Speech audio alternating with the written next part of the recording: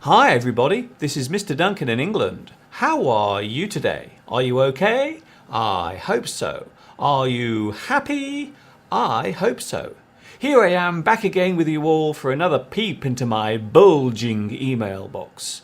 So many of your questions and comments have been popping up in there during the past few weeks. So today we will take a look at some of them, starting off with this one. What are the differences between accept and accept, affect and effect? This question was sent in by Patrick, who lives in Sweden. The words accept and accept are totally different to each other and share no definitions whatsoever. Accept means to take something with agreement. I accept your apology. You agree to something. I accept your new rules and will follow them. You agree with something. I accept your opinion. To receive something given to you as a reward or prize. He accepted his prize. To allow someone to join a group. She was accepted by the university. Except means apart from or but. All the classes here except two. To leave something out or to choose to exclude something or someone. You are all welcome except Peter. There is also exception.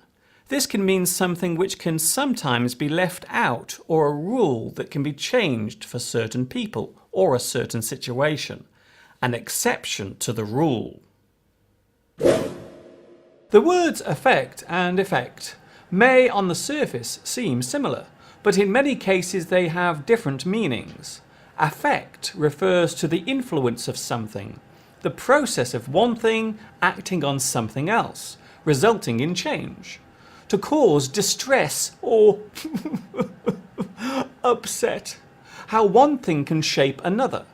The action of influencing something. The bad weather can affect the crops. Not getting enough sleep will affect my work. Affect is always used as a verb and can be used in both a positive or a negative way. It is worth noting that affect can also be used to describe a false action. He affected a smile, even though he felt unhappy. The word affect often relates to the outcome of an action, what happens as a result of one thing or more occurring. It can express the result of the cause. One thing has an effect on another.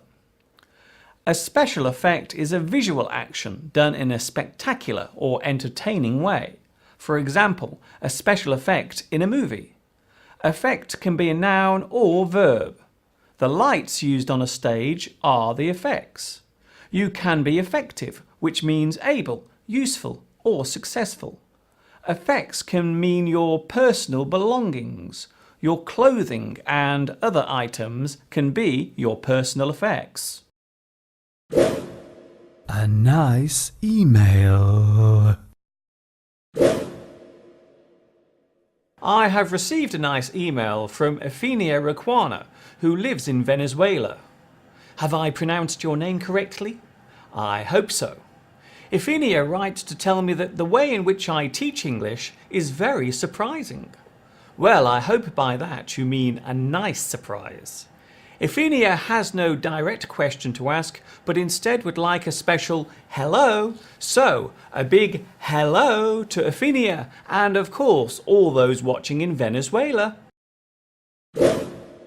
More nice emails. I love reading your messages and I have received many nice emails from students watching all over the world.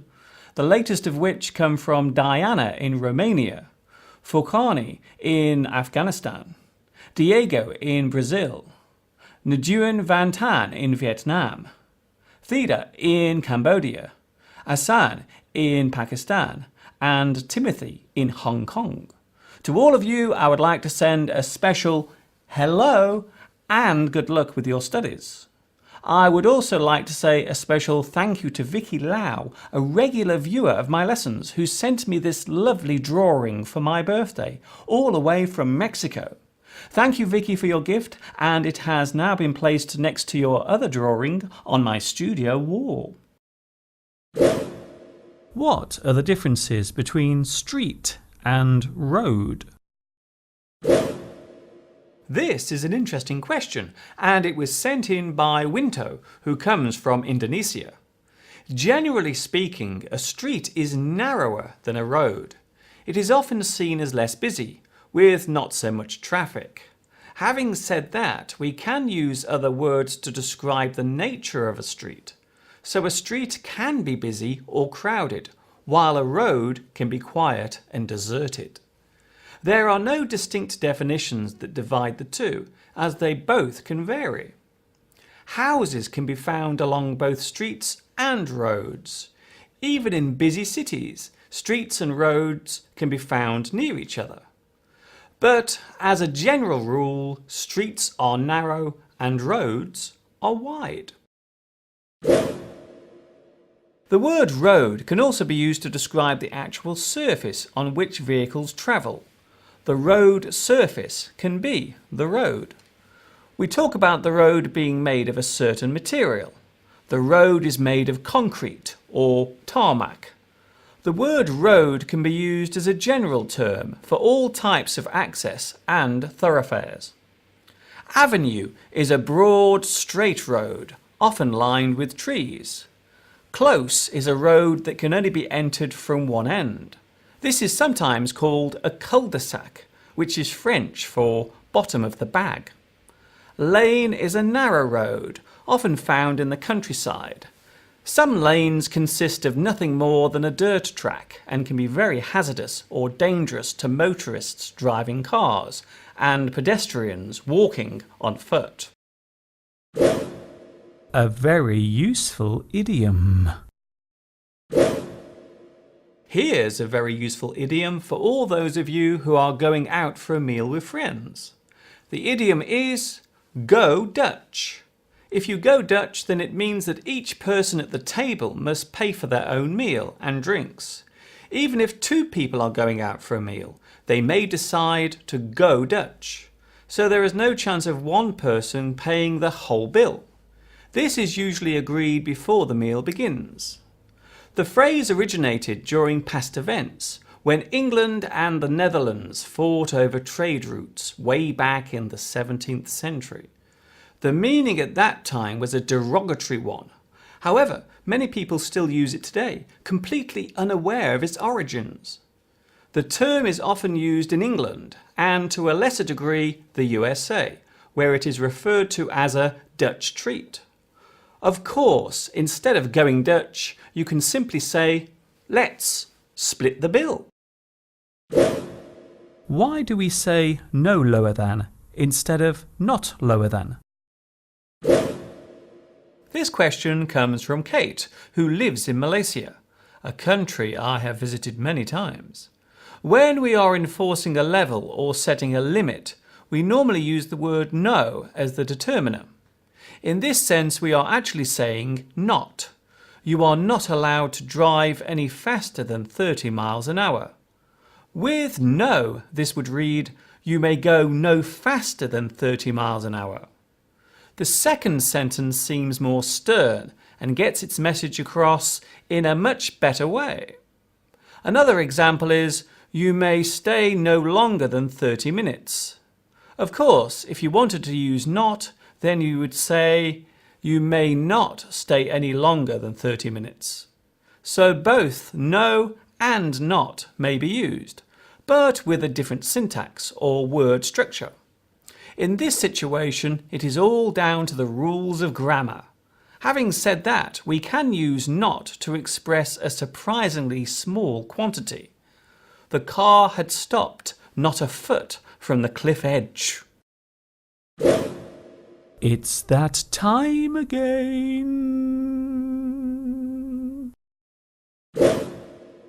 Ladies and gentlemen, boys and girls, and all those in between, it's that lovely moment. Yes, it's here again to grace us all with its splendicious presence. What? Splendicious isn't a real word? Well, maybe it should be. It's the word of the week.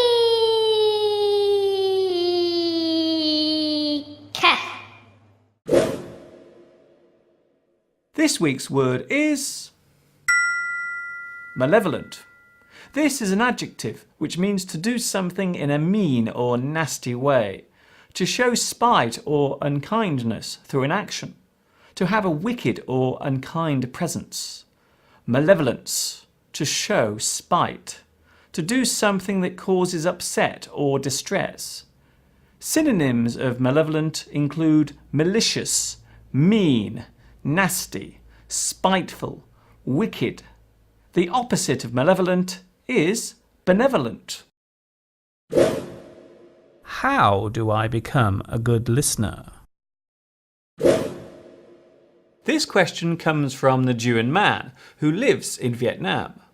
I would like to say that there is an easy answer to your question, but sadly there is not. What I can say is that listening is a skill. In fact, most of the things we do to live and survive are in fact skills. From the very moment you wake up, you are utilizing all the things you have learned to do. Tying your shoes, making breakfast, driving your car, riding your bike. Be they small or large, they are skills. Planning your day, arranging your time, understanding the needs of others, making decisions. These are all skills. When it comes to learning English, or anything for that matter, the most important thing you need is the ability to concentrate. You need to listen carefully to what is being said. Learning is all about familiarizing yourself, but do not make the mistake of trying to learn too much too soon. Get used to testing yourself. For example, listen to one of my lessons, write down what you hear, then compare what you have written down with the words I said. You can do this as many times as you want with the same lesson. The more you listen, then the more you become used to listening, and hopefully the more you will understand. Remember, after you have learned to drive a car, you don't just drive along the same road you learned on. You develop the skill and then use it in other situations. This is how you develop your listening. It is a skill that over time anyone can master. Almost time to say goodbye. Before I pack my things up and skedaddle out of here, I would like to say a special hello to all those of you who sent messages to me through Facebook for my recent birthday. I was very moved by your kind wishes and I did read every single one of them. Also a big hi to those who have subscribed to my channel here on YouTube and joined me on Facebook. A great big sparkly special hello to you all. It is time for me to leave you, but I will be back again very soon with more lessons and of course more of your questions and comments right here on Ask Mr. Duncan. Thank you for watching me answering you. This is Mr. Duncan in England saying ta-ta for now.